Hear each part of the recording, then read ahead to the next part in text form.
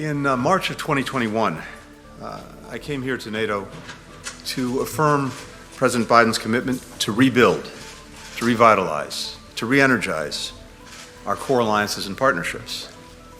Indeed, they're our greatest strategic asset, an unmatched network of alliances and partnerships. And I did this at NATO because some back then were questioning its relevance, its capacity, its unity. As we meet here today in Brussels, those who bet against NATO have clearly been proven wrong. NATO today is bigger, it's stronger, it's more united, it's more capable than ever. In Vilnius, NATO's leaders agreed to the most ambitious plans since the end of the Cold War to adapt and to strengthen our alliance. And we're now delivering on those plans. 19 NATO allies either are meeting their Wales commitment or have credible plans to do so by 2024. In other words, devoting 2% of their budgets to defense spending. That's 2/3 of our alliance. Allies are increasing contributions of forces and other capabilities. We are working together to boost our joint industrial defense capacity. We've added our 31st ally, Finland, and the 32nd, Sweden, will soon be among us. NATO will continue to adapt to meet 21st century challenges, threats, whether it's Russian aggression, coercion from China, challenges in cyberspace, terrorism, the entire gamut of things that we have to be concerned about as an alliance.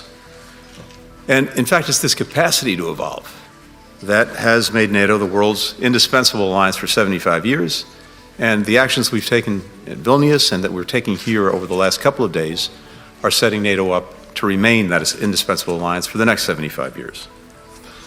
The meetings here this week focused on critical steps that we can take to advance NATO's revitalization in time for the historic Washington Summit, the 75th anniversary summit that'll take place next year. First, we focused on NATO's enduring support and commitment to Ukraine. And I have to tell you, listening to all of our colleagues around the table, every single one expressed strong, enduring support for Ukraine.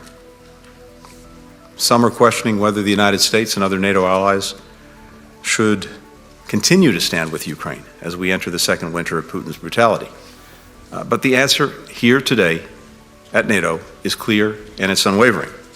We must and we will continue to support Ukraine. Ensuring that Russia's war of aggression remains a strategic failure is as vital today as when the Kremlin launched that war almost 2 years ago. Now, our adversaries are not standing on the sidelines. Most of the drones that we've seen used in the biggest ever drone attack on Kyiv just last weekend, those were made and supplied by Iran. North Korea is providing significant arms shipments to Russia. Stakes for all of us are clear, and again, I heard this from everyone around the table. And we must send an unequivocal message. No country will be allowed to redraw borders by force. That's an interest of every single ally around the table.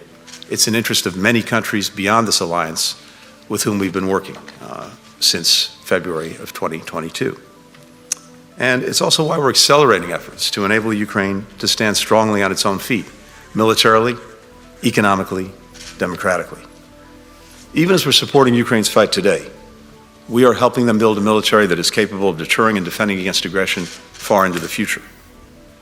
The supplemental budget request the President made is a demonstration of our own commitment to that goal, and we're looking to Congress to approve it in the coming weeks.